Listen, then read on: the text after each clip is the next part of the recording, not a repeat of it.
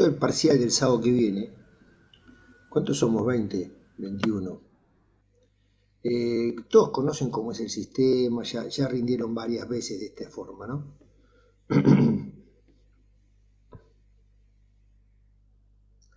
Pero bueno, para el sábado que viene yo vamos a fijar como, como objetivo que todos los que rindan el examen los podamos ver. Ese es el objetivo, ¿no? Que para rendir el examen deberían verse a cada uno de ustedes. Fíjense esta semana cómo hacen para poder estar con la cámara activa y como para hacer el examen. No sé. Profe, buen día, profe. ¿Me escucha? Sí. Bueno, sí, dándole al habla. ¿Y se puede tener dos dispositivos? Porque Sí, capaz que obvio. capaz que consigo una tablet prestada que tenga cámara, ¿no? Obvio. Sí, yo Perfecto. voy a ver si me pongo en el Zoom. Me lo dijo uno de ustedes, uno de los alumnos me lo dijo, porque vieron que cuando uno hace la presentación le pierde la de vista al curso. Entonces, yo voy a poner un Zoom en el celular y el examen en la computadora para hacerlo tranquilo, ¿no? Pero bueno, Perfecto, profe. pero fíjense cada uno de ustedes cómo hacen para la semana que viene que podamos verlos. Claro, profe, ¿Sí? y escuche, claro, porque si uno entra con dos dispositivos, les va a figurar quizás nuestro nombre dos veces, estoy pensando. ¿Entiendes? Si yo No ingreso sé si por la yo creo, computadora y por la tablet, ahí capaz que le voy a figurar dos veces. ¿Me comprende lo que digo? no sé, tal vez te puedas conectar dos veces en dos dispositivos un mismo. Lo averiguamos en la semana. Bueno, gracias. Pero bueno, la idea es que los podamos ver a cada uno de ustedes. Eh, para poder rendir el examen. Después ya saben, el examen se va a activar a las 8 y moneda. Después vemos 8 y para no ser tan temprano lo podemos hacer 8 y media. Se activa 8 y media y se desactiva entre comillas porque yo voy a ir esperando que cada uno entregue, pero bueno, los márgenes son acotados, son de 8 y media a 9 de la mañana. ¿Está bien? Y bueno, son 10 preguntas, como siempre, 5 preguntas de Marcos y de Nico y 5 preguntas mías. Y para probar tienen que tener 6 preguntas bien. 6 preguntas en su totalidad bien. ¿Está claro? Si las respuestas correctas son la 2, la 3 y la 4, si ustedes me ponen la 3 y la 4, no es correcta. ¿Está bien? Hay que tener el 60% del examen bien para poder llegar al 4. Y de ahí seguimos 70% 5, 80%, ahí creo que salta 7, 90% 8, y bueno, o me salté uno más, pero el 60% del examen hay que tenerlo bien como para poder aprobar. ¿Alguna otra pregunta?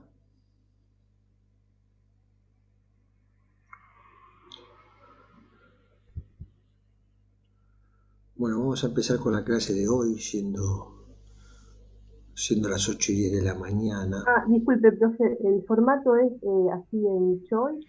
Así, digamos, formato Choice, o hay que completar algún párrafo, algo Mirá, así. ahora que me decís, Andrea, yo hoy a lo sumo mañana les voy a mandar un instructivo porque hay que subir yo le voy a pedir dos cosas a cada uno de ustedes. La primera, que es la más importante, es la dirección de email, que se logueen. La dirección de mail que se logueen tiene que ser la misma que están anotados en el Classroom. Porque siempre me escriben y me llaman por teléfono, el celular, no me llegó la nota. ¿Y con qué mail te logueaste? ¿Con el mail de mi novio? No se puede. ¿Está bien? Hay que loguearse con el mismo mail que están inscritos en la facultad. porque ahí se dispara automáticamente la nota. ¿Está bien? Traten de poner el mail bien, cuidado con los puntitos. El punto .com, el punto .ar, no se olviden, porque si no, no va a llegar nunca el examen y no van a saber la nota que se sacaron. La idea es que Disculpe, el mismo profe, una sábado consulta. con las ¿Y notas. dónde es que como dices, que se loguea uno? Porque yo le digo, yo hice un cambio de dirección de mail y bueno, le envié un mail a dirección de alumnos diciendo esto, informando esto, y me preguntaron, ¿pero qué? ¿No podés entrar en el Classroom? Y sí, yo obviamente, yo al Classroom puedo entrar con cualquier sección de Gmail, pero eso no Yo significa me que esté imagino, formalmente, digamos, registrado, como así decirlo. ¿Me explico, profe? no, yo me imagino, Andrea, que cuando vos te anotaste en las materias tuviste que decir un mail.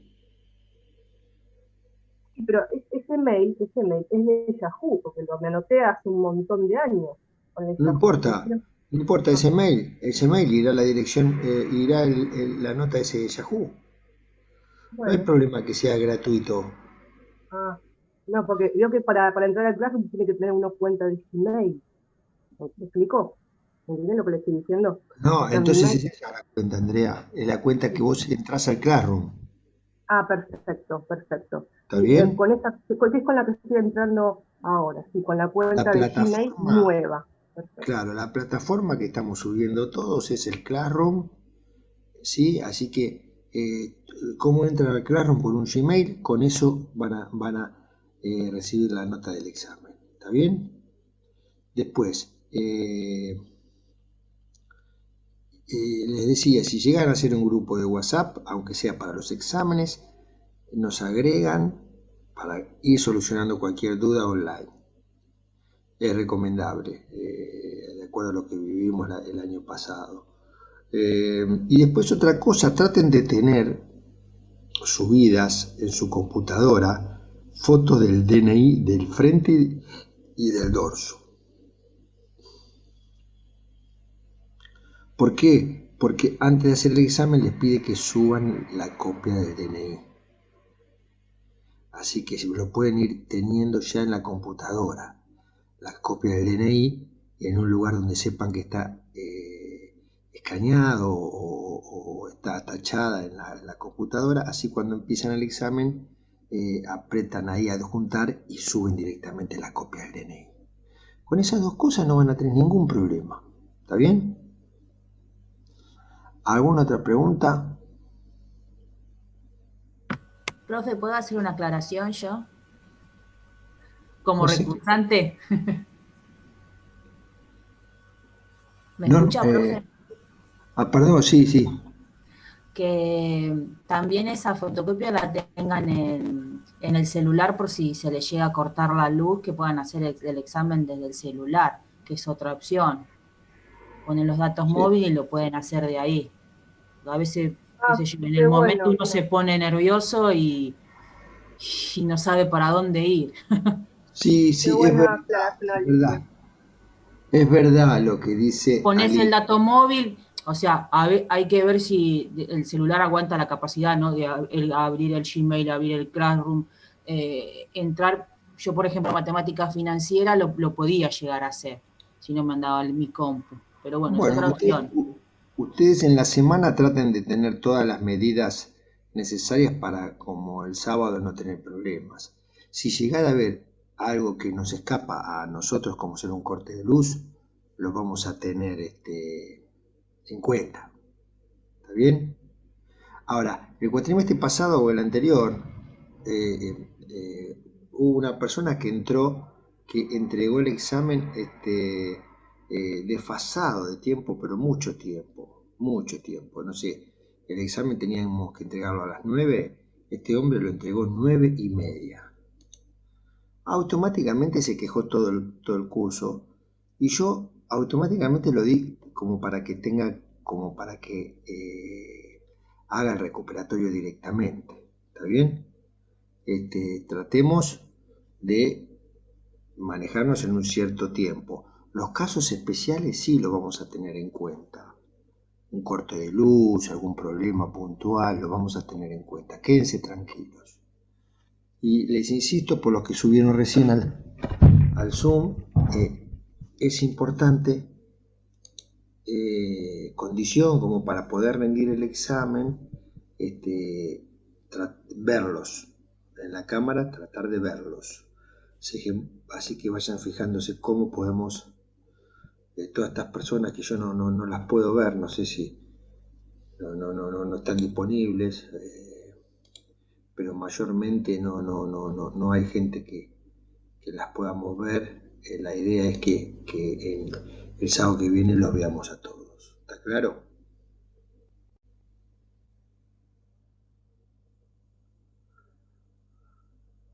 Bueno, vamos a hacer un resumen de la clase del sábado pasado, para continuar viendo varios temas de la clase número 3 que nos quedaron colgados. Podríamos decirnos, ¿quién podría decirnos? Solimo, Rodrigo, ¿podríamos decirnos lo que vimos el último sábado, hace 15 días, tanto tiempo?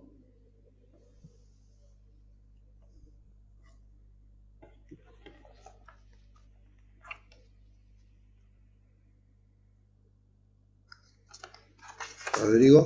Hola, hola. ¿Sí? ¿Me escucha? ¿Sí? Bueno, más o menos vimos el desequilibrio entre Estados Unidos y China, la financiarización, y después, por el resumen que yo tenía, que ya arrancamos la unidad 3, de las tensiones entre los bloques comerciales, los procesos de integración, qué sucedía a largo plazo. Bien. ¿Quién más puede aportar algo más? Magalí. Gracias, Rodrigo.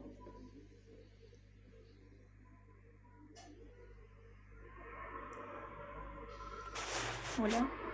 Magalí, ¿dimos algo más?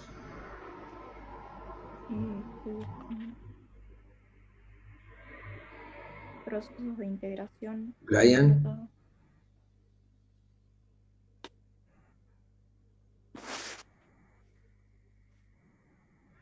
Buen día, Brian.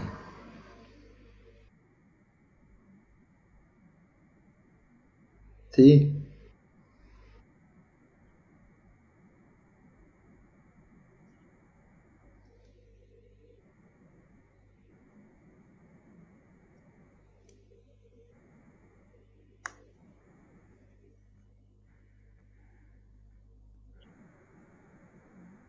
Está bien. ¿Pudiste ver el PowerPoint que mandé?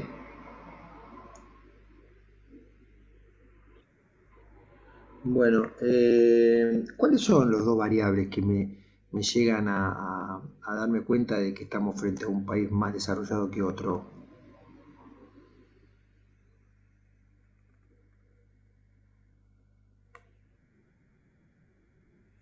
No, lo vimos en la clase el último sábado. ¿Quién le puede ayudar a Brian? ¿Nico?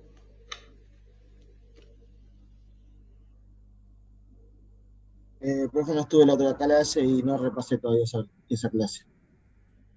¿Cómo? No estuve en la clase y no la pude repasar todavía. Ah, bueno. Puede Micaela. ser, buen día. Buen día, Alicia. Buen día. Una de las posibles variables es que los países desarrollados financian a los subdesarrollados para que le compren. El ciclo de subdesarrollados y desarrollados que hacen que los subdesarrollados hagan que los desarrollados puedan seguir la producción y no caiga el sistema. Eso. Está bien, pero ¿Puede ¿cuáles son ser? las variables que me llevan a mí a darme cuenta si estamos frente a un país desarrollado o no desarrollado? Usted habló de una variable que era el trabajo, No, no, la movilidad de- no, no, no, del no, no. trabajo. Mauro Luna,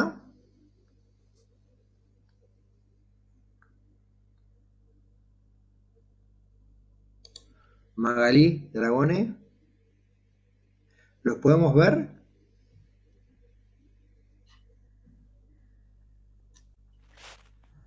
Mm, No, no lo sé, profe. No. Macarena, no sé quién de los tres quiere participar. ¿El PBI tendrá que ver? No. No, si quieren ir practicando para el sábado que viene de la cámara.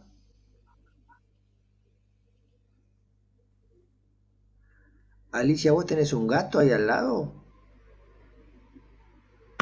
Sí, es un alumno más. Hoy se ve, siempre está en la clase él. Es mi ¡Apa! hijo, Odín. Mirá qué bien. Bueno. Odín, mirá, ahí está el profesor. ¿Ves que vos tanto escuchás? Qué loco, bueno. Este, bueno, ¿nadie puede aclarar algo más del sábado pasado? Gracias, Leila. Macarena, Profe, ¿no tiene algo que ver con el índice de mortalidad y natalidad del no, lugar? no, no, no, no, no, la clase del sábado última. Hola, profe. Eh, no, yo creí, como dijo una compañera, que era algo referido a lo que es el PBI, pero usted Sí, dijo sí, que no. sí, sí, sí. ¿Quién dijo el PBI? Una compañera había dicho algo referido a lo Sí, del bueno, no, PBI. no, no la habré escuchado entonces, pero sí, es el PBI por habitante, ¿eh? Y Ah, el índice claro, Gini. porque yo estaba repasando y yo llegué a leer igual de o sea, de los textos que usted subió, yo llegué a leer nomás esa parte, la del primer puntito. Y creí también que era lo del PBI, como había dicho una compañera. Entonces, como usted dijo que no, No, agarré no, otra vez. no, no, no, no la escuché entonces. El PBI, pero el PBI per cápita. Ah, ok, ok. ¿Está bien? Sí, sí, Vamos a subir otra vez la página. Ahí se ve mi máquina. sí, profe.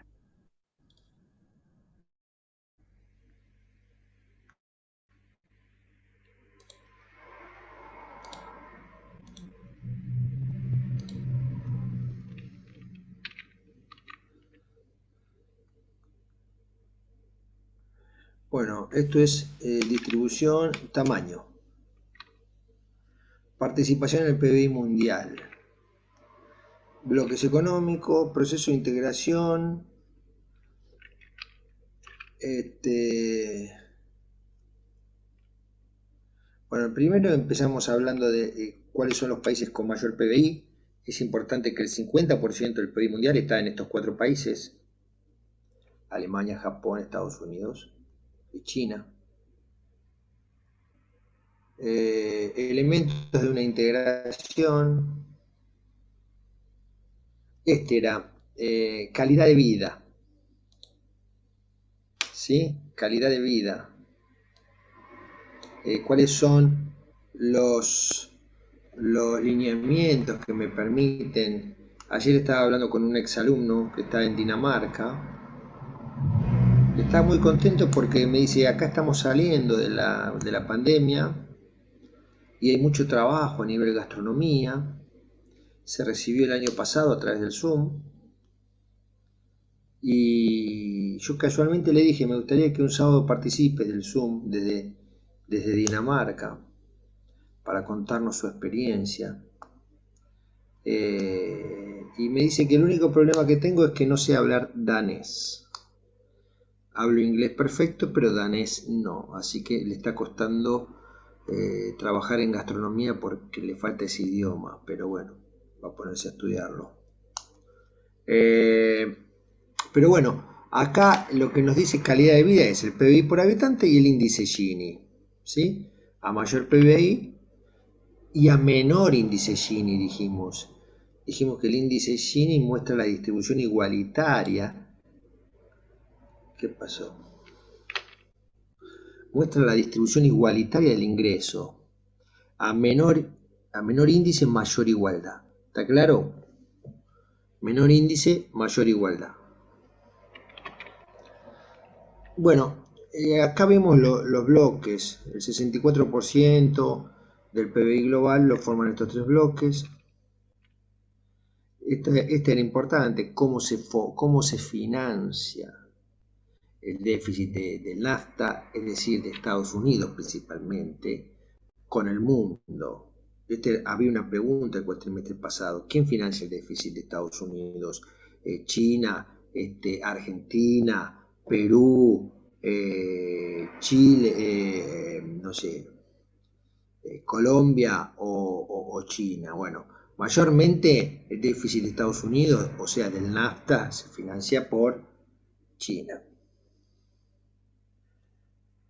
Y acá que dijimos que existe un desequilibrio estructural entre los principales bloques, en donde la economía más grande del mundo aparece como el principal país deficitario desde el punto de vista comercial, en tanto que el gigante asiático y la Unión Europea aparecen como la contrapartida superavitaria del triángulo comercial. Esto está explicando este gráfico. ¿Qué sucede a lo largo del tiempo? Bueno, a lo largo del tiempo se restablecen las variables, ¿no? Si existen diferencias en el costo de los factores productivos entre los países, a la larga la producción se traslada hacia el país con menores costos, convirtiendo a dichos países en exportadores y a los países más caros en importadores. Cuando se produce el traslado hacia el país más barato, los factores productivos abundantes en dicho país suben de precio. Claro, si vamos todos a producir los arbolitos de Navidad a China, es como que en una segunda etapa los arbolitos de Navidad van a ser más caros en China y más baratos acá, porque todos los arbolitos se hacen en China. Entonces ahí se produce el traslado, ¿no?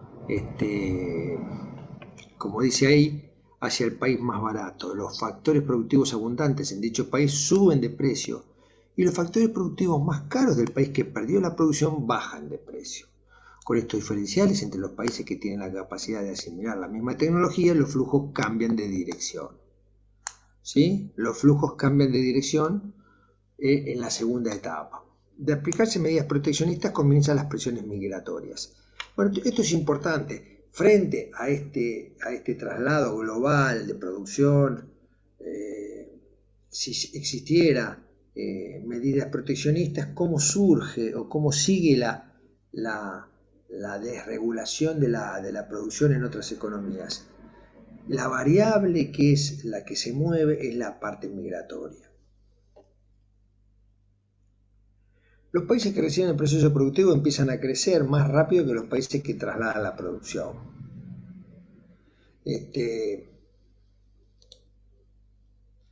Esto se da porque existen diferencias de productividad en el uso de los factores productivos que conducen a la teoría de la convergencia. ¿Qué significa la teoría de la convergencia? Si yo tengo dos países, uno subdesarrollado y otro desarrollado, significa que el país subdesarrollado puede alcanzar al desarrollado, puede convertirse en un periodo de tiempo determinado. Ahora, puede converger, dice. Por lo tanto, si los países con mayor costo de los factores productivos no están en condiciones de asimilar las tecnologías, nunca van a lograr una convergencia. Esta es una de las preguntas que tengo previsto hacer el sábado que viene, ¿no? ¿Qué variables son necesarias para converger entre los países subdesarrollados hacia los países desarrollados? ¿O qué variables no son necesarias? ¿Está bien? Si yo no tengo tecnología, no voy a poder converger con los países más desarrollados. Por eso dice, por lo tanto, si los países con mayor costo en los factores productivos no están en condiciones de asimilar tecnologías, nunca van a lograr una convergencia con los países más desarrollados. No van a converger o ir hacia un desarrollo. ¿Se entiende? Hay un factor necesario para ir a la convergencia entre un subdesarrollado y un desarrollado, que es el factor tecnológico. Estoy hablando muy rápido, ¿me pueden seguir? ¿Preguntas? ¿Solo el tecnológico, profe? No te escucho, Andrea. Ahí me escucha, profe, ahí. No. Espere que me acerco a la máquina. Porque tengo el micrófono de la máquina, está pegado a la pantalla. Ahí me escucha, profe. Sí. Ahí, listo. ¿Solo el tecnológico es necesario? O sea, ¿es imprescindible solo el tecnológico? Hay, como dice en la filmina, ¿no? No están en condiciones de asimilar tecnología, nunca van a lograr una convergencia. Bien. Bueno, en esta filmina es muy clara lo que acabamos de explicar. Parto del desequilibrio. Los países de Occidente invierten en China para abaratar los costos. Incrementan el déficit comercial de Estados Unidos y el superávit de China, porque salen los capitales rumbo a China. Para pagar a Estados Unidos salarios altos, por pagar a Estados Unidos salarios altos y China salarios más bajos, y ser muy competitivo, Estados Unidos tiene desequilibrios. Esos desequilibrios son corregidos cuando China comienza a incrementar los salarios por mayor demanda y Estados Unidos los baja.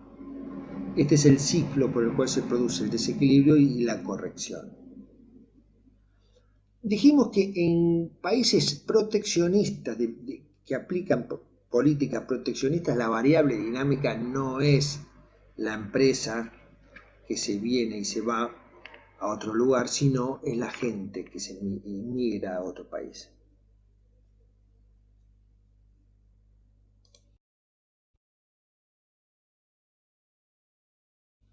Quedan 10 minutos. Bueno, la expansión de los motivos de la expansión de los Estados Unidos, expansión del endeudamiento al 320%, expansión del sector financiero, emisión de dinero a niveles importantes. Dicha situación perduró hasta el 2008, donde se produce la explosión de la burbuja de las hipotecas subprime. Bueno, acá tenemos cómo llego, cuáles son los pasos necesarios para desembocar en la explosión de la burbuja. Primero se expande la base monetaria de Estados Unidos, se emite más dinero, se amplía el sector financiero para sobrellevar la deuda y por último se produce la burbuja. ¿Cómo se produce la compensación de esto en el tiempo? El cambio de políticas de desarrollo interno de China. China empieza a mirar un poquito puertas hacia adentro. Justo era en el momento que era el presidente Donald Trump presidente. En ese momento se aplicaron políticas más proteccionistas que ayudaron a corregir ese desequilibrio. La suba de aranceles de importaciones y bloqueo del comercio de productos electrónicos en la carrera de control de las nuevas tecnologías, del 5G, esto también hace a la compensación. Había una empresa que era objeto de, una empresa de celulares que era objeto de problemas. ¿Cómo era que se llamaba? No Apple, otra empresa con el 5G. La empresa china Huawei. Huawei, exacto. No se olviden, acá voy a poner entre paréntesis Huawei, porque todos los problemas que hubo con esa empresa tienen que ver con esta puja por el déficit de los dos países. Dicha pelea ha producido un efecto negativo en todos los mercados mundiales, motivo por el cual en 2020 se tensaron las relaciones comerciales. Bueno, acá es cómo se va cada vez aumentando más el déficit de Estados Unidos. Dijimos por la deslocalización, en primer lugar, por el traslado de las firmas americanas a China, por menores salarios y menor regulación. Y la Unión Europea también hizo su cuota con sus saldos favorables del comercio exterior. Todo esto son las variables que tienen que ver con el desequilibrio de Estados Unidos. Preguntas, aspectos, convergencia. ¿Cuáles son las variables importantes para llegar a la convergencia? Los movimientos dinámicos entre Occidente y Oriente. ¿Cómo afecta el nivel de la protección en dichos países? Y la variación de los salarios en la deslocalización productiva. Hoy empezamos con esta clase. Hoy estamos cortando en 6 minutos. Vamos a cortar 9:45. ¿Les parece? Cortamos 10 minutos. 9:45, 8:45 a 8:55 y largamos 8:55. Así después seguimos con la clase de hoy. Todavía no empecé con la clase de hoy. Pero bueno, les paso a resumir. Dice cuestionamientos. Habla de los cuestionamientos esta hegemonía del dólar. Pero para hablar de cuestionamientos, primero hablamos o terminamos de afirmar lo que veníamos hablando. ¿Por qué Estados Unidos es una moneda de reserva? Por el acuerdo por Bretton Woods, cuando se fija la paridad en relación al oro, por el acuerdo con Arabia Saudita, donde negocian que todas las transacciones de petróleo tenían que ser medidas a través del dólar, y por su poderío militar hacen que la moneda de reserva sea el dólar. El sistema funciona con el comercio deficitario, dijimos, entre China y Estados Unidos, aunque no es perdurable en el tiempo, ya que está llevando al mundo a una crisis de deuda. Hasta ahí eso ya lo hablamos. Otro de los eslabones es que Estados Unidos debe desplegar en el mundo su fuerza militar a través de 800 bases en todo el mundo. Otro de las premisas que hacen a que sea fuerte el dólar. La fuerza militar es usada para influir en el precio del petróleo a través de cada intervención antiterrorista en Medio Oriente. Así hace subir el precio. Yo jamás hubiera pensado de que una guerra puede modificar el precio del petróleo. Y sí, porque en estos casos, fíjense que si ellos quieren intervenir a los fines de que crezca el valor del petróleo, con un problema antiterrorista, con una guerra en los países productores de petróleo, esto hace que el precio del petróleo suba. ¿Está claro? ¿Preguntas?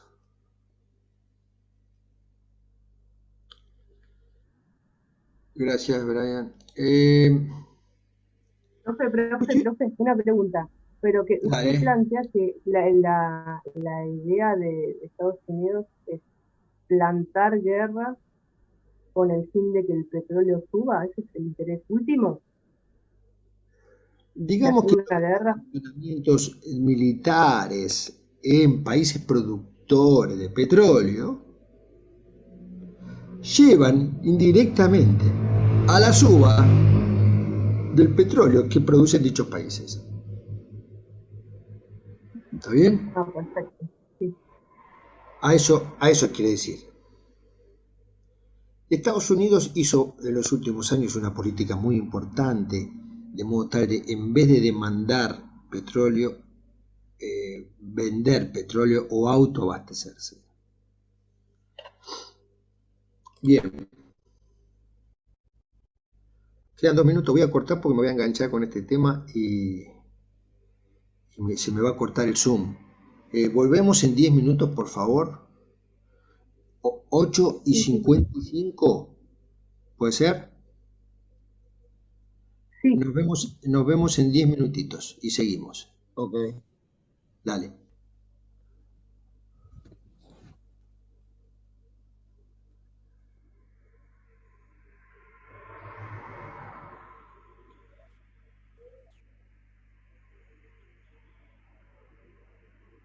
$26. Bien. Vamos a compartir.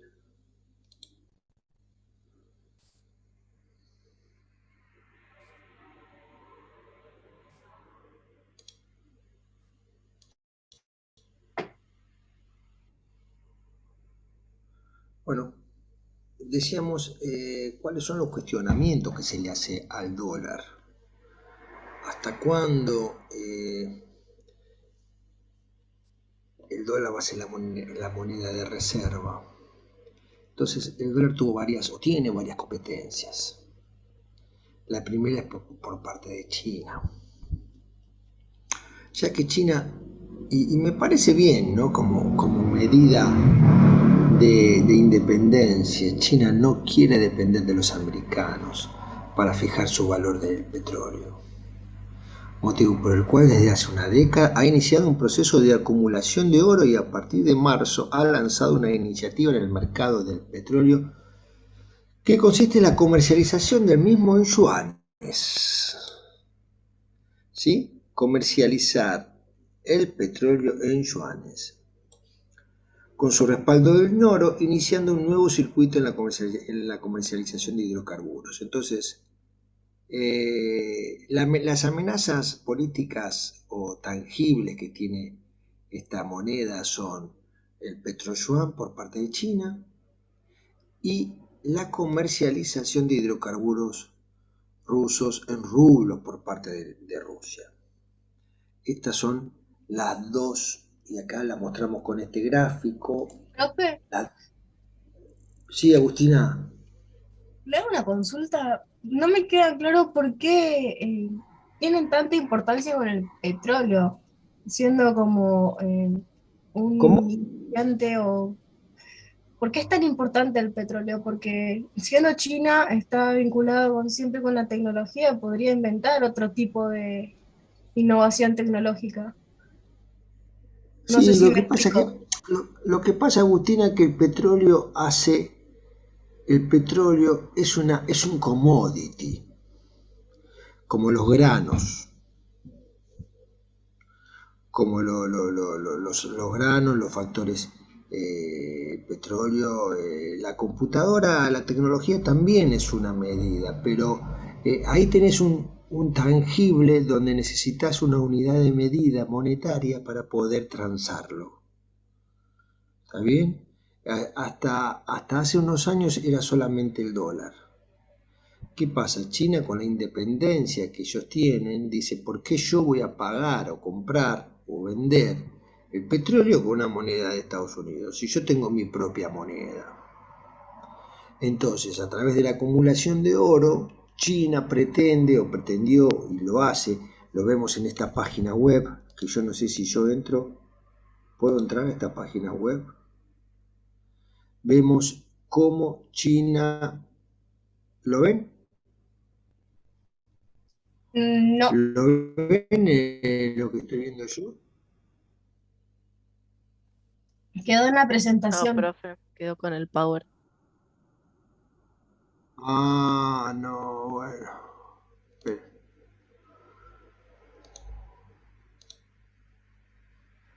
Sí. Bueno, después, si ven Claro, en pero ese, a en lo que voy es ese, que en ese- puede usar ese recurso y dejarlo obsoleto. Ah, por eso es como que a veces no entiendo bien. Sí, digamos que hay una pelea por el dólar, por no usar el dólar, desde el punto de vista de las operaciones de petróleo, nada más. Ahora que con los años el petróleo que caiga en desuso por la tecnología, no lo sabemos. Puede ser, Ah, bueno, o también. sea que no va nada que... Claro, mezclé concepto, está bien. Es una variable dinámica, Agustina, está bien la pregunta, porque si el petróleo se deja de comercializar porque pasa a un segundo plano y las tecnologías pasan a un primer plano, tal vez la unidad de medida de compra y venta de artículos tecnológicos, en vez de ser el dólar, sea la moneda china.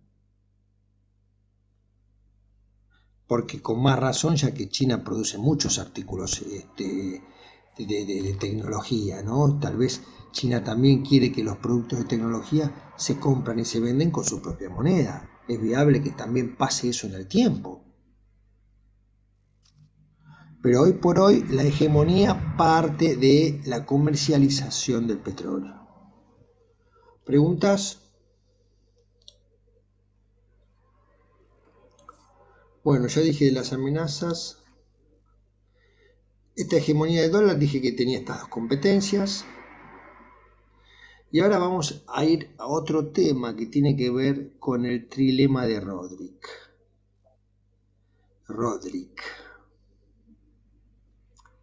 Este hombre hace ciertas críticas a la globalización, ya que en su paradoja, al hablar de globalización, combina la historia con algunas observaciones críticas. Y este trilema, dice trilema porque tiene tres frentes en discusión, que son los siguientes: la democracia, la soberanía nacional y la globalización. Para él, dos de estos tres frentes tienen que cumplirse. Y se plantea si la globalización es viable, la globalización es compatible con la soberanía nacional y con la democracia. Esa es la pregunta, ¿no? Y para formular la respuesta tendríamos que ver cuáles son los lineamientos de este teorema. Los lineamientos o las tres patas les dije que eran estas: globalización económica, democracia política y soberanía nacional. Entonces, si evaluamos si yo tengo un sí a la globalización económica, con democracia política, lo más probable es que sacrifique la soberanía nacional. 2 sí y 1 no. Si yo no tengo globalización económica, pero sí tengo democracia interna, mantengo la soberanía nacional. 2 sí y 1 no. Y si se obtiene, por último, este término de globalización económica, pero sacrifico la democracia política, puedo sí obtener soberanía nacional. 2 sí y 1 no. ¿Se entiende? Sigo. En el trilema, dice, trilema de Rodrik, las variables son estas tres: globalización económica, democracia política y soberanía nacional. Necesito que lean el apunte porque Pregunta. si no... Sí, Alicia. No entiendo por qué se mantendría la soberanía nacional si se sacrifica la democracia política. Si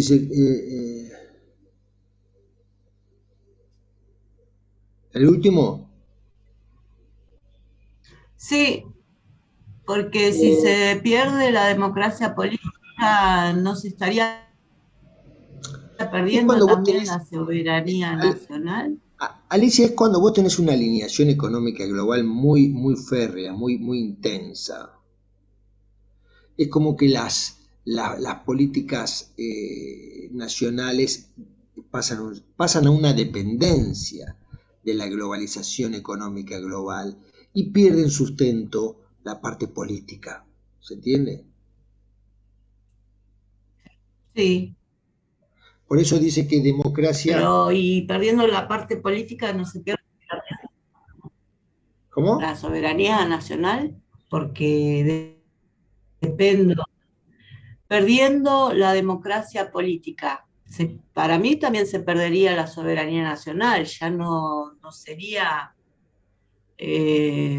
sería de un conjunto perteneciente a la Sí, globalización o a un bloque, entonces no es difícil decido, separarlo, es no difícil separarlo. tengo. Coincido con vos que puede ser difícil separarlo, pero es como una arista. Pensémoslo como una arista y ahora con el ejemplo que le voy a dar, tal vez lo puedas entender con los ejemplos que te voy a dar seguidamente. Sí,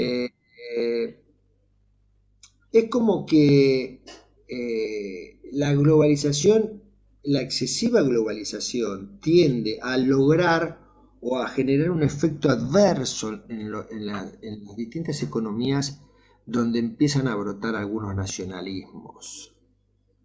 Tenemos ejemplos como los que estamos viendo, las crisis producidas por las exigencias de la Unión Europea llevó a Gran Bretaña a una crisis del nacionalismo, el Brexit. Gran Bretaña salió de la Unión Europea, ¿no? Tal vez puede llegar a ser por una excesiva globalización de la Unión Europea que hizo que pierdan sus valores nacionales, las distintas corrientes populares o políticas de Gran Bretaña hicieron que se abra de la Unión Europea. Ahí tenemos una salida que tiene que ver con menos globalización. Después tenemos el avance político de los movimientos nacionalistas de España, en Cataluña también. La excesiva globalización hizo que nacieran estos diversos movimientos.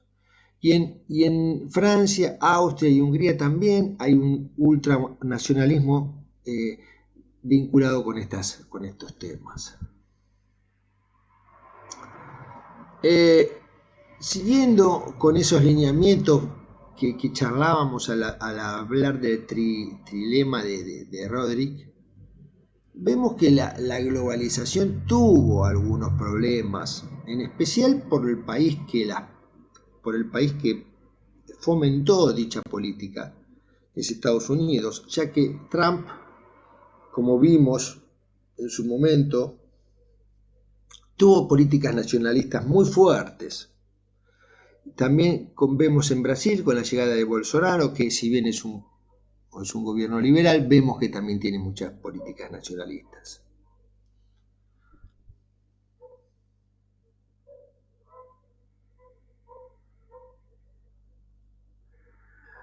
Vemos cómo algunas salvedades a este trilema de Roderick tienen que ver con la intervención de Estados Unidos en las políticas internas de los países latinoamericanos a través de su capacidad de influencia. ¿Hasta dónde se mezclan las políticas de globalización económica y globalización política, ¿no? Y algunos países pueden ser compatibles con la integración global. Esta es otra salvedad, ¿no? Porque dice que 2 de 3 variables para esta persona de Roderick, 2 de 3 variables son viables, no las 3. Sin embargo, no es tan así, ya que vemos en los países más desarrollados de Europa, como Dinamarca, Suecia, Noruega, Finlandia e Islandia, donde pueden ser compatibles la integración global y el ejercicio de la democracia y la defensa de políticas soberanas. Por lo tanto, no es tan así este trilema de Roderick aplicable a todos los países, sino hay países donde, como en estos que estábamos hablando, que no es aplicable estas medidas. ¿Preguntas? Profe, Celeste. entonces en Dinamarca, Suecia y esos países sí se produce que las 3 cuestiones se dan. Exacto, sí. Sí, Celeste. Sí, en esos países se producen las 3 variables que según Rodrik no eran aplicables las tres plenamente. ¿Está claro? Sí, profe. Así es. ¿Alguna otra pregunta?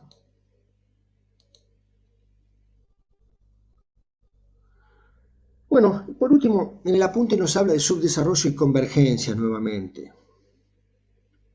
Dice que la disparidad existente entre los países desarrollados y subdesarrollados a nivel de estilo de vida hacen que se activen mecanismos comerciales tendientes a explotar.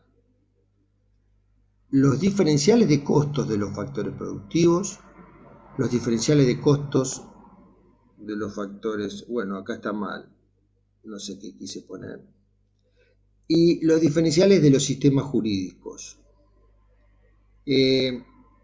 Fíjense lo importante que es esto, ¿no? Dichas variables explican por qué las grandes empresas han empujado la globalización. Acá está, diferentes factores productivos, costo de productividad. Factores, costo de productividad y los diferenciales del sistema jurídico. Estas tres variables hicieron o explican por qué las grandes empresas han empujado la globalización. Y acá yo voy a parar un poco porque para mí esto me pegó con un golpecito en la cabeza y me hace reflexionar. Y necesito que ustedes me digan a ver cómo ven esto. ¿Cómo ven esto? Y si tienen algún ejemplo. A ver, no la quiero molestar a Leila porque Leila y Alicia son las únicas que me ponen la cámara y eso a mí me encanta, pero no las voy a molestar. A ver, Macarena también pone la cámara, pero tampoco la voy a molestar. Mendoza, Evelyn, Abril, díganme cómo ven este tema.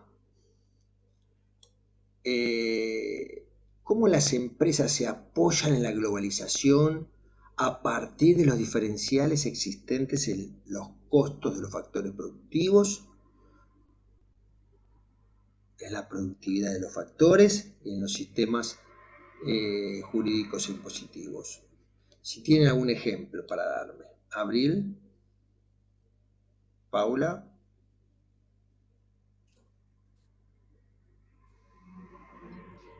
Paula, suponte que vos sos la número 1 de Toyota. No. Sí. No tiene que ver con la pregunta, pero como usted dijo, o como dice la Filmina, o no se dice Filmina, no sé cómo se dice, Estados Unidos promueve la globalización que ahora les juega en contra, porque China hizo ventaja. Tiene ventaja con Estados Unidos, eso es lo que entiendo. Sí, yo estoy de acuerdo con vos, 100%. Hizo una mala jugada. Sí, estoy de acuerdo con vos. Hizo una mala jugada, me parece. Sí, pero decime, o alguno de ustedes, Paula, o alguno de ustedes que me diga, ¿por qué, Ignacio, por qué las empresas se apoyan en la globalización, de acuerdo a la filmina que estamos viendo? ¿Buscan rédito popular? ¿Buscan el beneficio en cada uno de los países intervinientes en la globalización? ¿O por qué hacen de esto de pregonar la globalización? Para reducir costos en general. Por ejemplo, Nike, que produce sus zapatillas o los productos que produce, muchos los hacen en el sudeste asiático, que la mano de obra es mucho más barata. Sí, es verdad. Pero fíjense que si no existiera globalización, el costo del producto, de la zapatilla, sería más costosa. Sin embargo, nosotros las zapatillas las pagamos $150. Vos las pagás $150 igual, más allá de que tenga mayor productividad, mayor utilidad la empresa o menor utilidad, las $150 vos lo tenés que pagar la zapatilla. Claro, y es mayor el beneficio para la ellos. empresa que hace la zapatilla. Claro, Sí, pero ahí, Nico. suponiendo que las zapatillas están $150, al producirlas en el sudeste asiático capaz que le sale la mano de obra $5 y si las producen en Estados Unidos, la misma mano de obra le sale $15. Ahí es donde está la Perfecto, diferencia que hacen ellos. perfecto. Ese es el ejemplo que hablamos durante todas las filminas hasta ahora. Perfecto, lo que dijo Nico. Pero la pregunta, y yo les pedí ejemplo, como nos dio Nico, ¿por qué las empresas se apoyan en esta globalización? Porque logran mayor rentabilidad. No es porque están haciendo beneficencia en los países intervinientes. ¿Está claro? Yo me apoyo No, en al los países. contrario. Al contrario, en algún momento escuché que todos esos países son de gobiernos autoritarios y que benefician a las empresas en contra de la población. Por ejemplo, Shell, bueno, me acuerdo de Shell, que prestaba sus herramientas o sus equipos para que el gobierno reprimiera a la población y, bueno, etcétera. Toda esa historia de que no es tan simple, la población se ve afectada negativamente con estas empresas grandes en países pobres. Eso. Está bien, no sé bien. Nada más. Y también creo que esto tiene que ver con la hegemonía del más fuerte. Sí. La teoría de Darwin. Tal cual. El que pueda, nada más. Tal cual. Pero fíjense que tal vez si nosotros tendríamos la zapatilla nacional, yo no quiero manifestarme como un contraglobalizador, porque necesito la globalización, porque si no, en su caso o en su defecto, las zapatillas nacionales serían las mismas zapatillas que el siglo pasado, porque no tienen competencia, entonces se duermen y nos dan las zapatillas del año pasado, donde eran duras, no eran cómodas, sin cámara de aire, sin las prestaciones que tienen las zapatillas hoy por hoy. Entonces la globalización es buena también porque me da un lineamiento, me da una dirección, que en caso de no existir el empresario nacional, una pediría cualquier precio y otra el producto no sería del todo bueno. También es el caso del ejemplo de los vehículos. No sé qué vehículo se hace acá solamente, Fiat, tal vez se hace en la Argentina, no sé qué otro coche. Si no tiene competencia desde el punto de vista global, la empresa no se va a mover por ponerle GPS, ponerle las distintas tecnologías que se ponen en los coches globales. ¿Está bien? Entonces, esta globalización ayuda a la competencia y a la mejora y a la nivelación de los precios. Pero fíjense que es promovida, como dice acá, la disparidad existente entre los países desarrollados y subdesarrollados a nivel estilo de vida, hacen que se activen mecanismos comerciales tendientes a explotar esas diferencias. Las diferencias de desarrollo hacen que las empresas tiendan a beneficiarse o a explotar esas diferencias. Y los diferenciales entre los costos de hacer la zapatilla en Asia y hacer la zapatilla en otro país son, absorbidos por las grandes empresas que apoyan esta política para poder lograr un mayor precio un mayor precio y una mayor rentabilidad con el menor costo. ¿Se entiende? Porque a veces pensamos, no, pero ¿por qué la globalización? No, la globalización se da pero se da también por una conveniencia de las empresas que logran un mayor beneficio. Porque si no existiría la globalización tendrían que hacer todo el producto en un lugar. No, y no se verían beneficiados por los diferenciales en los costos de los factores. ¿Está claro? Entonces, ¿quiénes son los que promueven la globalización para verse beneficiados por los diferenciales en los costos? Las grandes empresas. Y como decía Alicia, no perdamos de vista el factor nacionalista. Si yo soy contador de una pyme nacional que hace zapatillas, si estoy excesivamente globalizado, lo más probable es que el contador de la pyme nacional, de una zapatilla nacional, se quede sin trabajo, como así también todas las personas que trabajan en esa pyme nacional.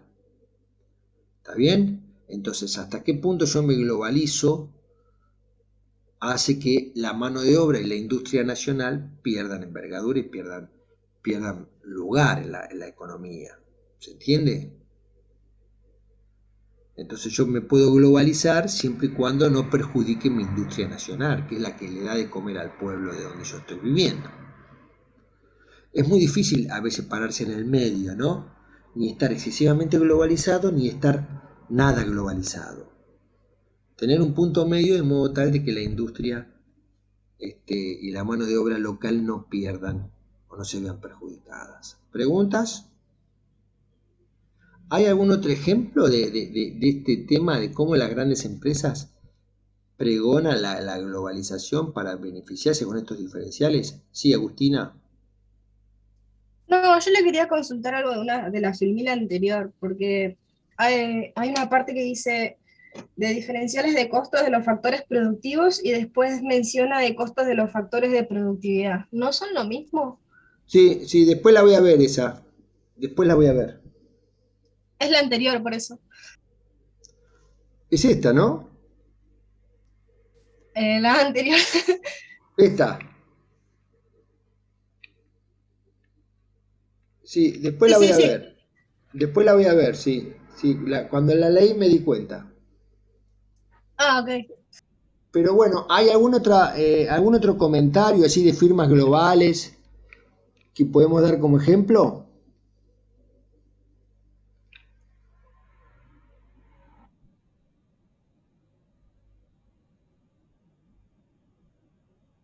Sí, sí, sí, sí, sí. Sí, sí, Amarok, yo si mal tengo entendido, hace las cajas de cambio para todo el mundo. Entonces está logrando, fíjense que hacer una caja de cambio de la Amarok a nivel de dólares, si yo tengo un dólar muy alto, yo hago la caja de cambio con menos cantidad de dólares en la Argentina. Al ensamblarla, donde yo la ensamble, no sé en qué país se ensamble, la proporción de dólares que Argentina le asigna a los costos es menos. ¿Sí? Si yo tengo una moneda muy devaluada, pero como decía cuando hablábamos de convergencia, si yo tengo tecnología, yo puedo converger hacia un país desarrollado y puedo, si tengo tecnología y tengo una moneda competitiva, tal vez Amarok decida hacer todo el vehículo en la Argentina y exportarlo al mundo. ¿Por qué? Porque en dólares le va a salir menos cantidad de dólares y lo puede exportar al mundo con una utilidad mayor. ¿Está claro? Si yo tengo un dólar de 200, con los sueldos y los gastos que tengo en la Argentina, hacer la Amarok tal vez me salga $10.000 y yo la sigo vendiendo $25.000 en el mundo. Ahora, si yo desarrollo la Amarok en otro país donde en vez de salirme $10.000 me sale $20.000 porque tiene una moneda no tan devaluada, el venderla en el globo, la Amarok me va a dejar $5.000, no $15.000 como si la hiciera en Argentina. Entonces, de ahí que los diferenciales de costos de los factores hacen que las empresas globales decidan como política la globalización para poder venderla y obtener un mayor beneficio. ¿Está claro? ¿Preguntas? Profe, Andrea, Brian.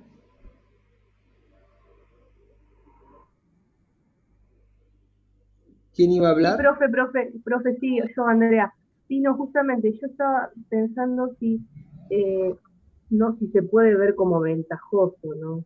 Encontrarle algún tipo de ventaja a la globalización, es el hecho de que de alguna manera fuerza a los países a hacerse de tecnología, ¿no? Porque la realidad es que la variante, o para que un país, o sea, para que un país converja del subdesarrollo al desarrollo en la tecnología, quizás quiero buscarle algún lado positivo a esto de la globalización. Si sos No, una no, no. empresa Hay globalizada, muchísimo. de alguna manera te fuerza, bueno, a ver, apostemos en tecnología para poder de esa forma producir acá, Sí, ¿no? O sí, lograr que sí. esas empresas quieran venir acá. Es Trato de buenísimo buscar el algún lado comentario. positivo. Es buenísimo tu comentario, Andrea, porque si no tendríamos globalización no podríamos estar hoy en día haciendo la clase, porque estas cámaras que tenemos, esta tecnología, no se hacen en la Argentina totalmente. Tal vez se ensamblen en su mejor medida, pero cuando abrimos la cámara, cuando abrimos el celular, muchas de las partes vienen de otro lugar. Yo la cámara que tengo acá es de China, no es de acá. Entonces, si yo no estaría globalizado, no podría hacer el Zoom. No tendríamos Claro, ninguna sí, clase, porque las cámaras no se hacen en la Argentina. claro, por eso es como que trato de buscarle un lado positivo, ¿no? Digo, bueno, Ahí y el lado tenemos el lado positivo ya que positivo. fuerza nos obliga a tecnologizarnos, a volvernos más modernos de alguna forma, por decirlo de alguna manera. Claro, si no estaríamos globalizados, la brecha tecnológica sería muy amplia. Y en estos casos en estos casos de pandemia, no tendríamos ninguna forma de capacitarnos. Fíjate que esto es una rueda, porque si no nos capacitamos, no vamos a tener los clientes, no vamos a tener los clientes o no vamos a poder insertarnos laboralmente en el campo empresarial, y es como que empieza a generar desempleo, y es como que la rueda no circula, no da vuelta la rueda si la gente no se emplea normalmente, ¿está bien? Para mí la capacitación está muy asociada al campo laboral, a los clientes que uno pueda tener y al empleo que uno pueda tener. Entonces, si no hubiera tecnología, no tendríamos lugar de trabajo, hoy por hoy, ¿no? Y si no estaríamos en pandemia, también nos pasaría lo mismo, porque vieron que muchas aplicaciones, al menos de la FIP, muchas cosas corren vía tecnología, entonces sin la tecnología no podemos ir a ningún lado. ¿Preguntas? Profe, yo tengo Profe, una pregunta. Ah, no sé quién habló antes. Sí, no, Cristina, las escucho. profe, le quería hacer una consulta. Y de la parte esa que dice la impositiva de sistema jurídico impositivo, ¿cuál podría ser un ejemplo? Ya, sistema jurídico impositivo. Hay sistemas impositivos más flexibles en algunos lugares del mundo. Sin ir más lejos, si lo analizás desde el punto de vista nacional, en San Luis y en el sur tenés sistemas impositivos más beneficiosos para poder poner una pyme o para poder poner una empresa. Claro, y yo lo estaba pensando, capaz que nada que ver, pero yo cuando trabajaba en uno de los estudios, nosotros le llevábamos la contabilidad a empresas de otros países. En esta cuestión capaz que les era más rentable que nosotros les llevemos eso que en su país, alguien de su país.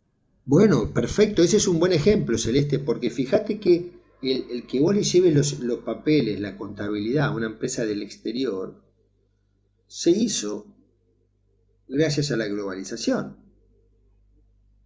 Y se hizo gracias a que los diferenciales en los costos de la mano de obra son favorables para el dador de trabajo y hace que vos, el producto final en dólares, sea mucho menor que hacer el mismo producto en otro lugar del mundo. Lo que sí es que lo que se hace es ampliar el mercado laboral. El costo. ¿Cómo? Lo que hace la globalización es ampliar, o sea, bajar el costo de los sueldos a nivel Sí, nacional. sí, sí, pero Andrea, ojo con el mercado laboral. Ojo con el mercado laboral. Está bueno globalizarse, está todo bárbaro, pero si Celeste se queda sin trabajo, la globalización, o si la mayoría de los que estamos en la clase nos quedamos sin trabajo por globalizarnos, no es una buena política. No, por eso digo, lo veo como una desventaja que, obviamente, empiezan a bajar, empieza la competencia a nivel regional, porque uno ya no compite con... Claro. A través de la tecnología empezamos ya a competir con personas de otros países, ¿sí? Sí. Y bueno, lo que eso genera es bajar el costo, o sea, el valor de los sueldos a nivel regional. Sí, pero si lo evaluás desde el punto de vista de la capacitación, Andrea, si yo no te globalizo, vos seguís con la RT6. Y ya estamos por las normas nuevas, con la NIF. Claro, comprendo. Sí. Global. Entonces, si no te globalizo para competir con un venezolano, o con un americano, o con un alemán, un contador alemán que evalúa ya a NIF, vos te vas a quedar obsoleta en el conocimiento. Claro, te obliga a tecnologizarte y a ayornarte. Esa es la realidad. Te obliga a tecnologizarte y a ayornarte, a estar... Sí. Igual es un consolidado de cosas, no es es un pool de cosas, no es una sola, ¿no? Tenés el punto de vista de costos, tenés el punto de vista de capacitación, hay varias cosas que está bueno globalizarse, sí, y otras que está bueno globalizarse, no. Es todo en su punto medio. Perfecto, sí. Claro. Bueno, por último, ahí hablábamos de convergencia. Dice, este proceso debería haber activado la convergencia. Es decir, que los costos de diversos factores tendrían que haberse tendido a igualar como consecuencia de la mayor demanda en dichas economías. Aunque dichos aspectos no ocurren en la medida de que existan diferenciales tecnológicos, en dichos casos no se produce la convergencia. Bueno, esto ya lo hablamos, ¿no? Va a haber convergencia en la medida que el subdesarrollado tiende a igualarse con el desarrollado, siempre y cuando existan premisas determinadas como ser, por ejemplo, igualdad en temas tecnológicos.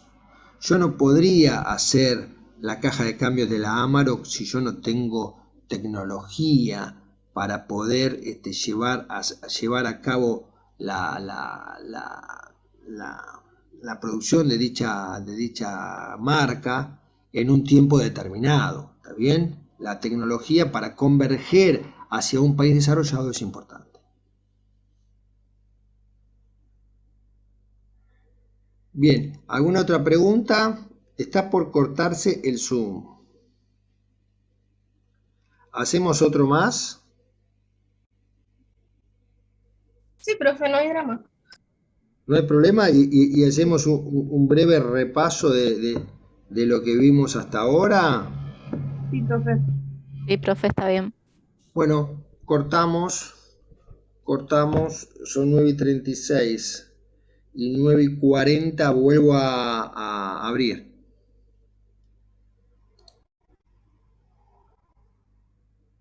Pero con una condición, me gustaría verlos a más de ustedes, ¿sí?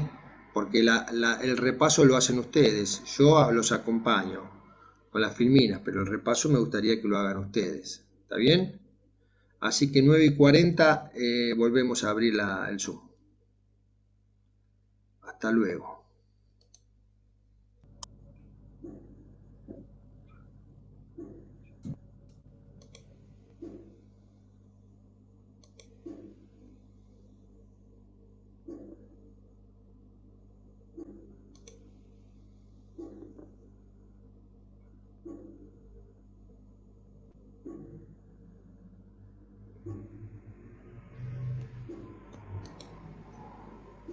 Bueno, estamos...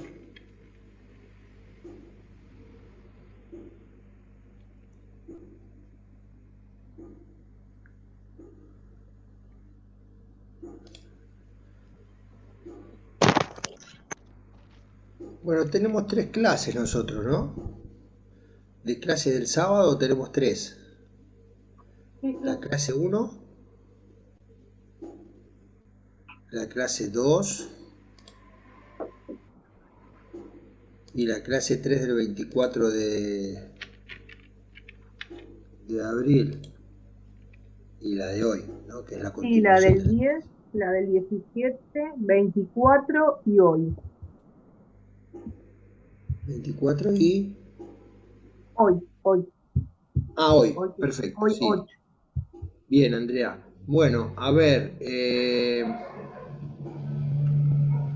vamos a empezar con el primero.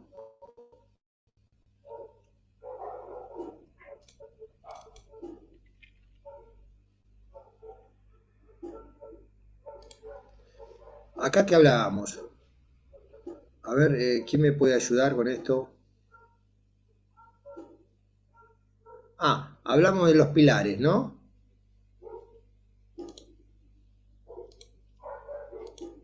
¿Se acuerdan de esto? Sí, profe.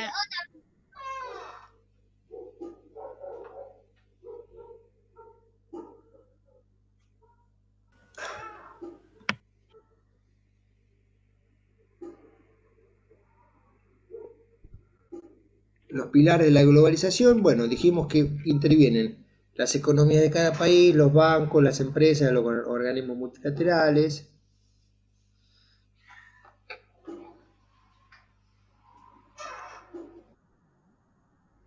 ¿Lo están viendo? No, no se está compartiendo. No, ¿No profe, está no. con- ¿Eh? No lo vemos. Vemos la pantalla, dice clase 10 del Claro, se ven 4. los archivos, pero no se abrió. Ah, se quedaron en la carpeta. Qué cómico que estoy. ¿Y cómo hago? A ver, ¿cómo salgo de acá?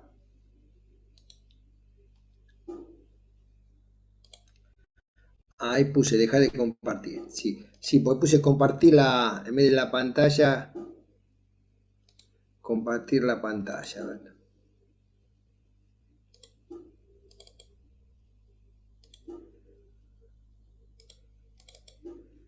¿Y ahora?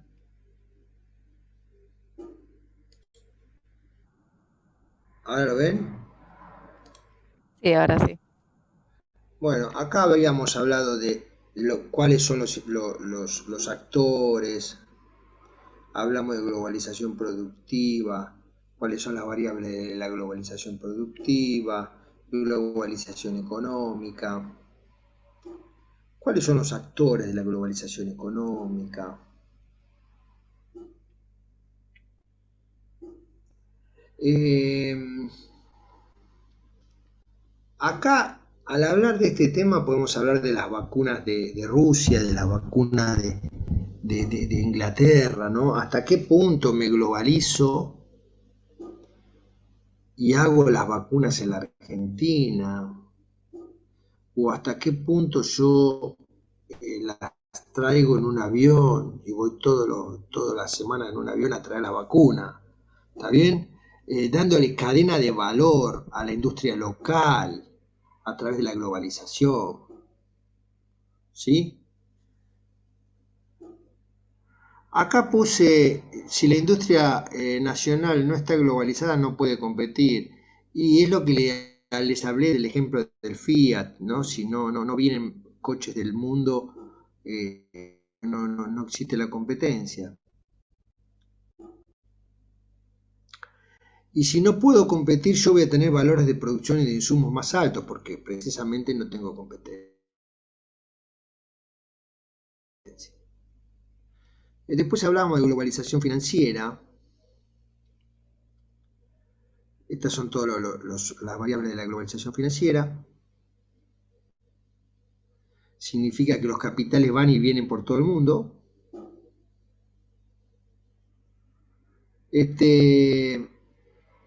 Lo que deberíamos saber, Disculpe, si los eso quería capitales... preguntarle, que yo no lo leía y no lo terminaba de entender.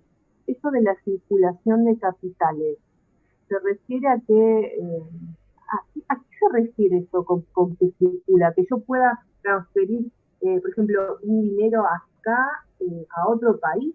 O sea, ¿es a una transferencia física se refiere? No entiendo muy bien este concepto. Sí, mira, Andrea, tal vez te cuesta o nos cuesta entender esto de la libre circulación de capitales, porque para nosotros nacimos con esto, ¿no? Con esto de globalización. Macarena, ¿vos tenés algún pariente en el exterior o algún familiar así? ¿No? Macarena.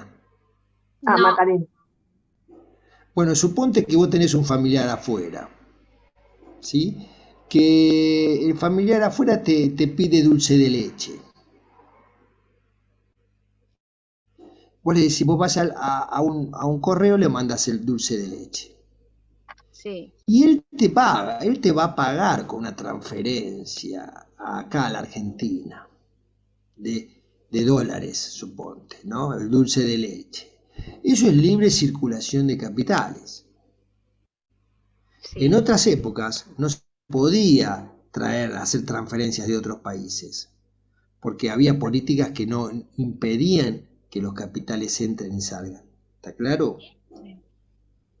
Entonces, cuando pasa esto, yo quiero que ustedes piensen qué sucede con los dólares que entran o los dólares que se van como consecuencia del flujo libre de capitales.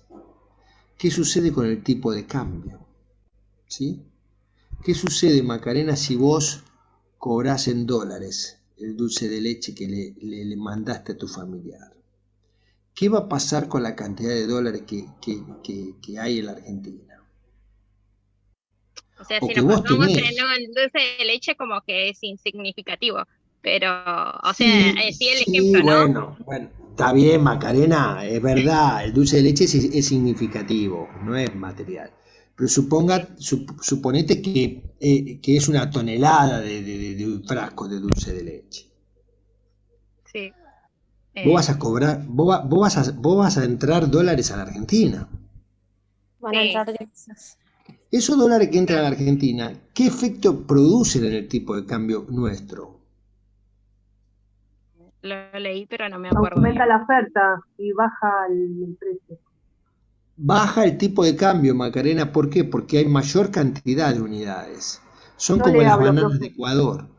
Las bananas de Ecuador, si entran más bananas, el kilo de banana sale 95 pesos. Si entran menos bananas, el kilo de banana sale 200 pesos. Esto es igual, el tipo de cambio es igual con la cantidad de moneda que entra y que sale. ¿Entendés? Sí, Si entra mucha moneda, el tipo de cambio baja, y si entra poca moneda, el tipo de cambio sube. ¿Está claro? sí. Bueno, esto se obtiene gracias a la globalización financiera. De más está decirles cuáles son los efectos en la balanza comercial de esta salida y entrada de capitales libres. ¿Eh? Supónganse, a ver quién nos puede ayudar ahora, a ver.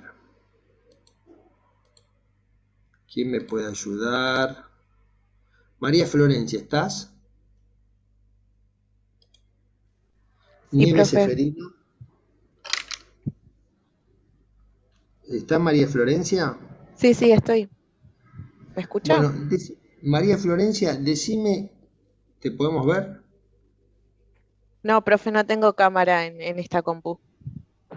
Bueno, decime, María Florencia, si entran muchos dólares porque entraron muchos dólares porque la cosecha, por lo que fuese, ¿no? Que entraron muchos dólares, ¿qué efecto produce indirectamente la balanza comercial?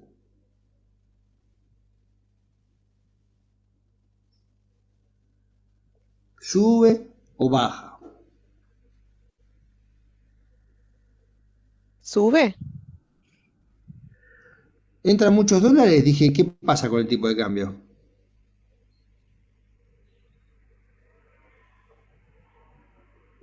¿Qué dije recién? ¿Qué pasaba con el tipo de cambio?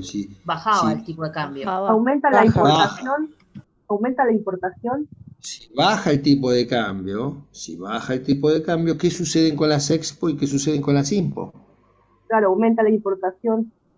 Aumenta la importación y suben las exportaciones. Perdón, y bajan No, las bajan. exportaciones. Bajan, Bajan. sí. Bajan las exportaciones y suben las Impo. Entonces, se me van los dólares por la balanza comercial. ¿Está claro? Si Y esta baja el globalización, trabajo acá. Baja el exacto, trabajo acá. si esta globalización financiera hizo ese efecto en el tipo de cambio, como consecuencia de que venga más moneda a la Argentina, las IMPO van a subir y las Expo van a bajar. Entonces la globalización financiera implicó salida de reservas. ¿Está claro?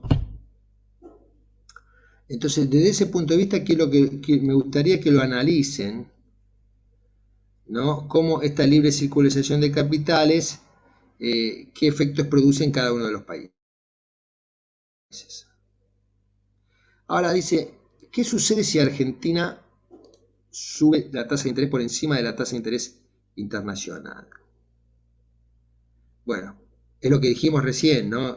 Si vienen los capitales a la Argentina, sea por una suba de tasa o sea por lo que fuese, vendrían los capitales a la Argentina, esto provocaría una reducción del precio de la moneda extranjera. ¿Qué sucedería con las importaciones? Se incrementarían, como dijiste vos.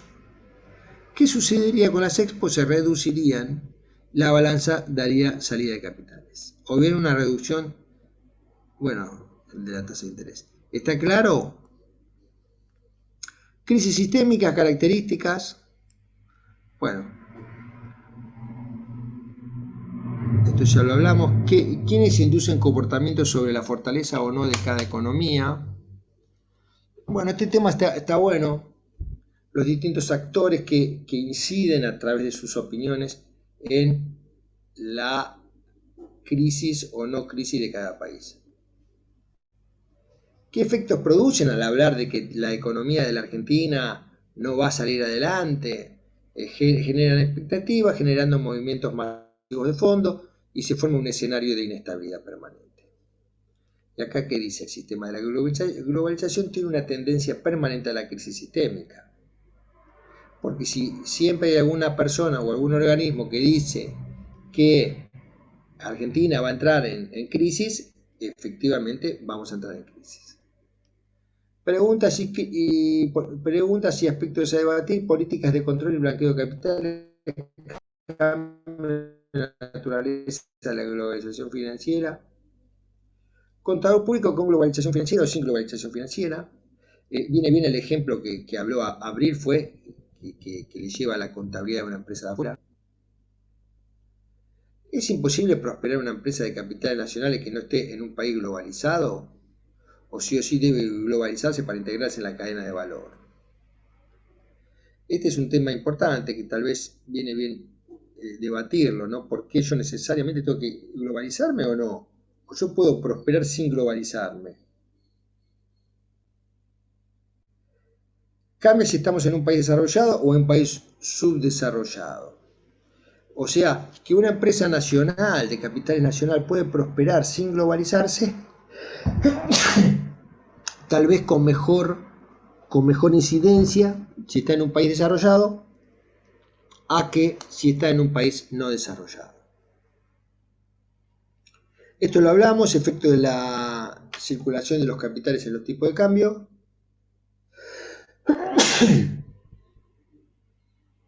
Bueno, las exigencias nuestras frente a una economía globalizada obviamente son muy distintas a las exigencias que tendríamos en una economía no globalizada.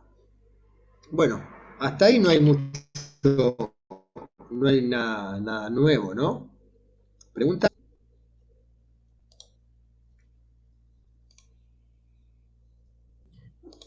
¿Cómo salgo? No sé si mi pregunta es con el próximo tema, la relación de evaluación o retraso cambiario.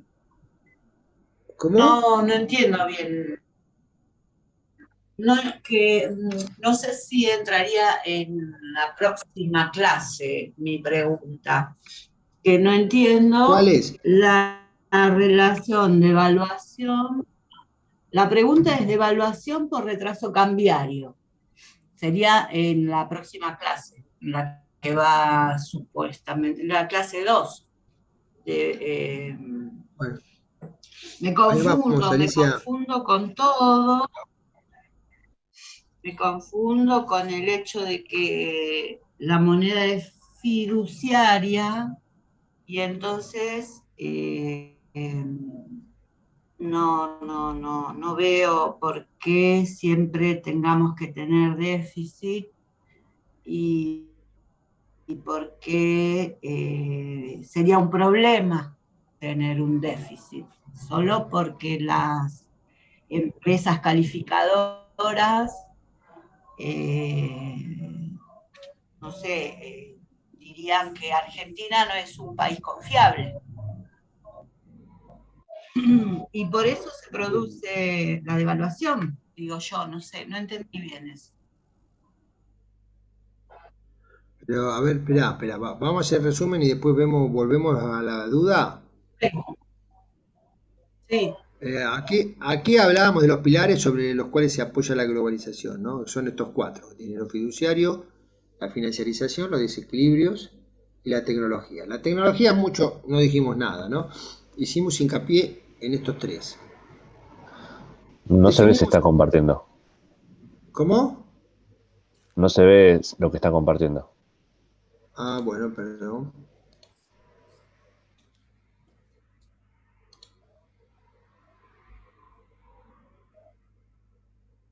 ¿17? ¿Ahora? Sí, ahora sí. Dinero fiduciario, bueno, ¿qué significa confianza? Aceptado como medio de pago sin necesidad de respaldo, más allá de su carácter legal. ¿Cuáles son las características del dinero fiduciario? Bueno, etapas: se emitía dinero con el oro que tenían el respaldo de cada uno de los países.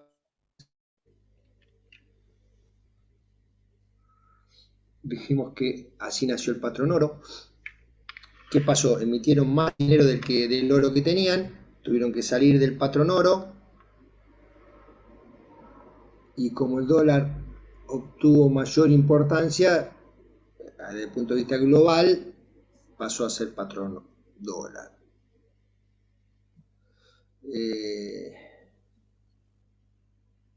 Todos los países debían ser convertibles en reservas contra el dólar. El sistema se fue de mambo con la emisión, emitió más de lo que correspondía y también se zafó del patrón dólar. Bueno, acá dijimos por qué, esto ya lo habíamos hablado, de por qué nace esta moneda de reserva. Empiezan las desregulaciones globales a partir de tasas, préstamos, cómo afectan las tasas de interés de cada uno de los países, los créditos, esta ley que abre a los bancos de los bancos de inversión, de la masa monetaria y del dinero fiduciario. La desregulación monetaria produjo las siguientes consecuencias. Esto yo les mandé un aviso, una publicación que salió la semana pasada, ¿no? ¿Qué efecto produce el aumento de la masa monetaria? ¿Cuáles son los motivos por los cuales se produce un aumento de la masa monetaria y del dinero fiduciario? Reducción de los encajes, aumenta el multiplicador, crecimiento de la expansión primaria de dólares a través de la emisión monetaria. Y bueno, al tener tanta emisión se producen las siguientes consecuencias, dice menor encaje, mayor deuda, mayor emisión, hay una cantidad excesiva de dinero que se traslada al valor de los activos de riesgo. Esa suba abrupta en el valor de los activos de riesgo produce que por los distintos motivos propios de una globalización hace que así como suban, caigan. Puede ser el ejemplo de las criptomonedas. Profe, una consulta. Cuando habla sobre que con el mayor encaje bancario también genera como una cantidad excesiva de dinero, pero a lo que voy es cómo, porque se supone que el banco es el que está reservando la plata, o sea, no la da en circulación, o sí siguen circulando. Mirá, cuando baja el encaje, que es el dinero que el banco tiene que tener en el bolsillo para enfrentar futuros retiros de los depósitos, baja ese saldo inmovilizado, baja. Yo tengo mayor libertad de prestar más plata. Al tener más libertad de prestar más dinero, la tasa de interés baja y eso hace que haya más dinero en la calle. Ah, ahora sí, gracias. ¿Está bien? Hay mayor deuda, mayor emisión, cantidad excesiva de dinero, suben los precios de los activos de riesgo. Acá es importante, ¿no?, cómo la masa monetaria global se incrementó a lo largo de los años.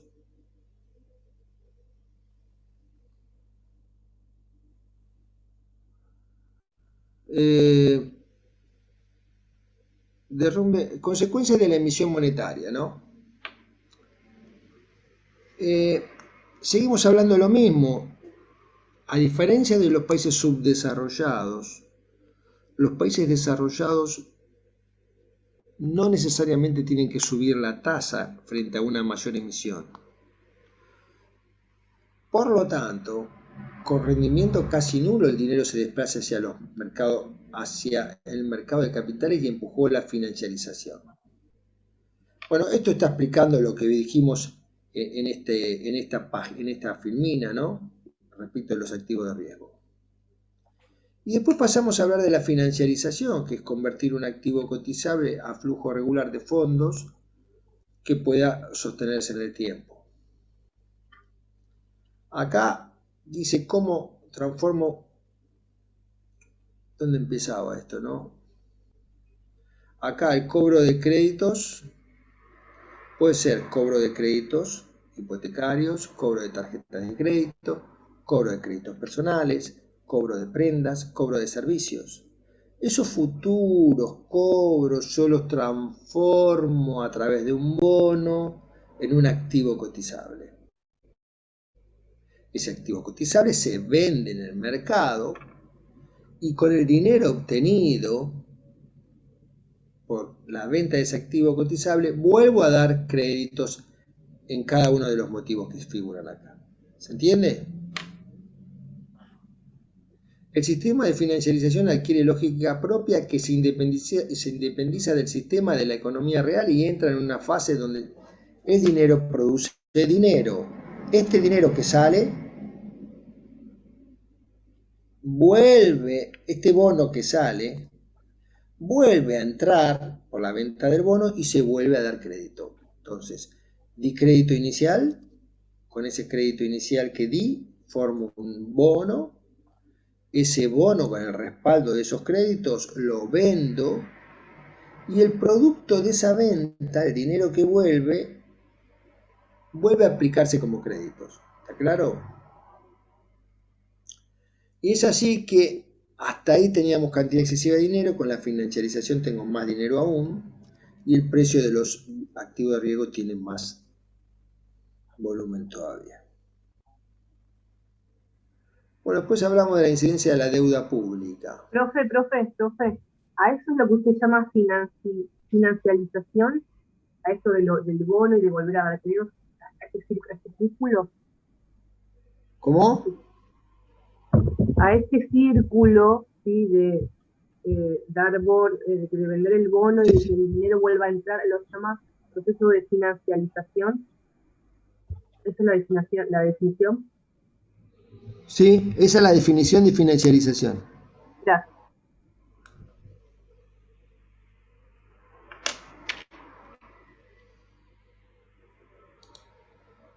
Bueno, ahora ves, yo no los puedo ver a ustedes, pero bueno.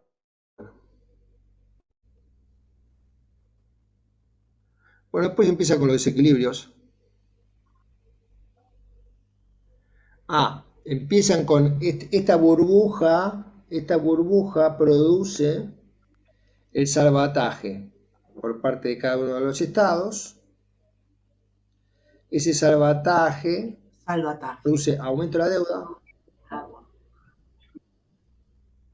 Ese aumento de la deuda produce crecimiento de los déficits, lo cual para compensar esos déficits necesito medidas de ajuste y mayor presión impositiva. Tengo que bajar los gastos. El efecto de esta suba y baja es caída de los salarios y jubilaciones.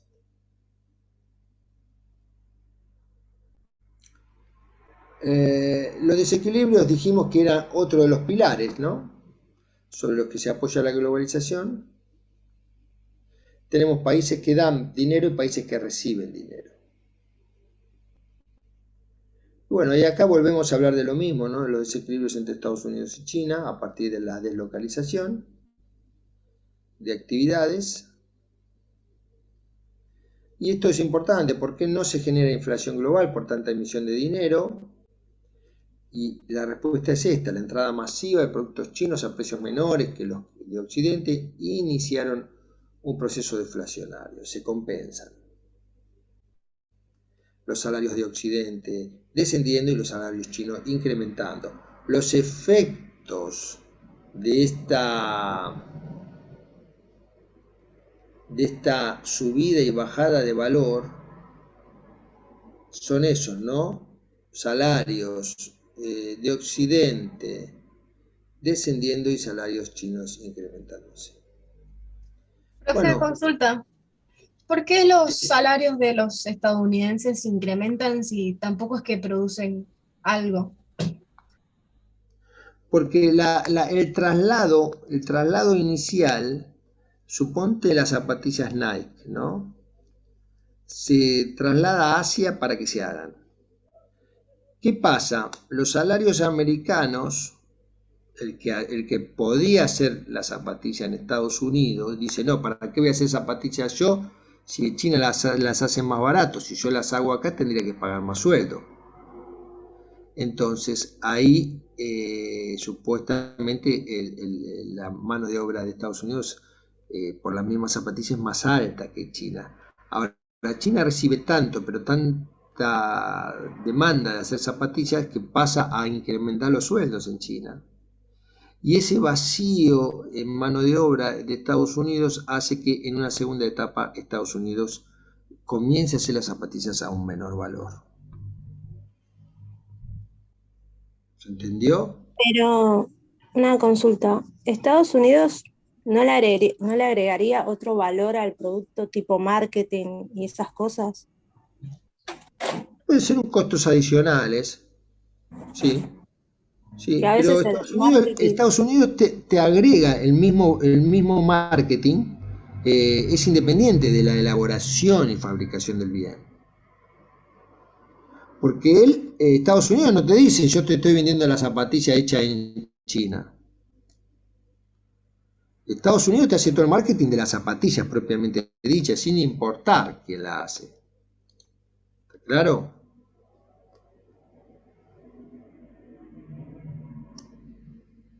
Hola. Sí, disculpe, colgué. Bueno, voy a salir de acá.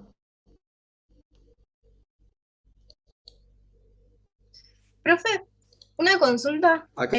Cuando se habla de sistema cerrado... ¿Hola? ¿Sí? Cuando se habla de sistema cerrado, ¿es cuando varios países como que hacen una alianza o algo así? ¿A dónde me estás llevando?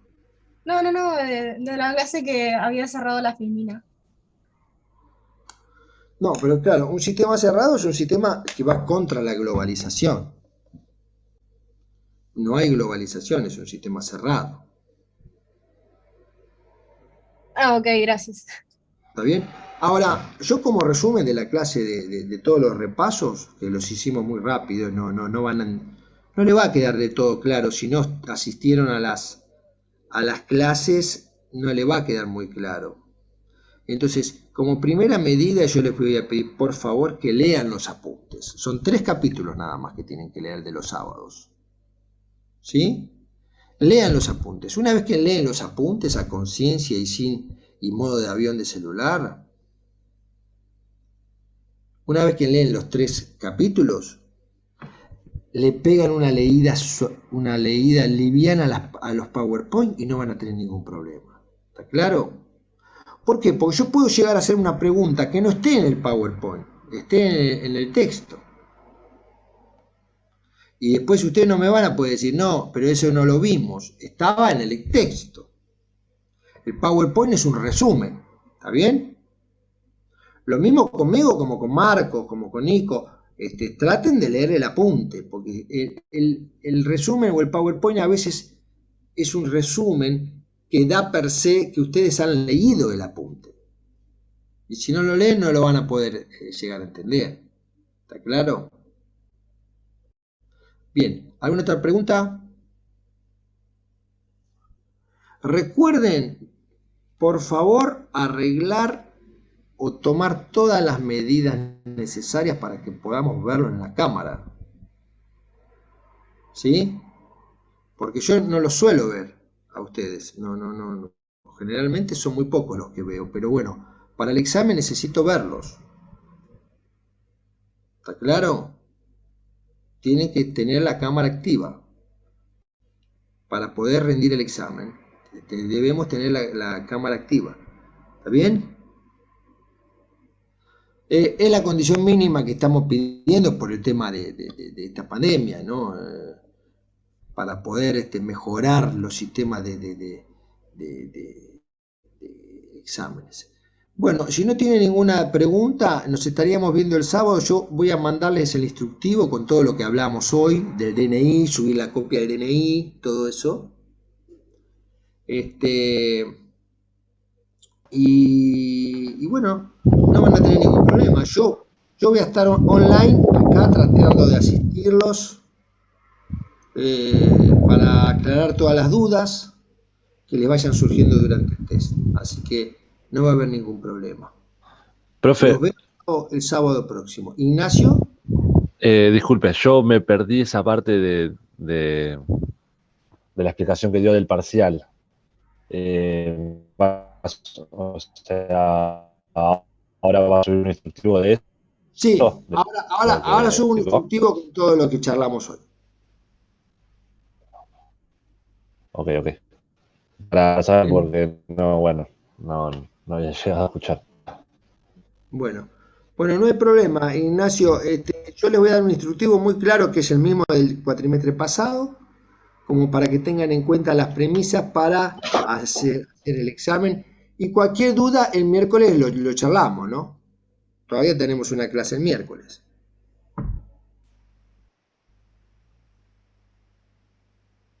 Así que bueno, los dejo y buena semana y a cuidarse mucho. Chao, profe. Chao, Alicia. Gracias. Chao a todos. Chao. Saludá, Oli.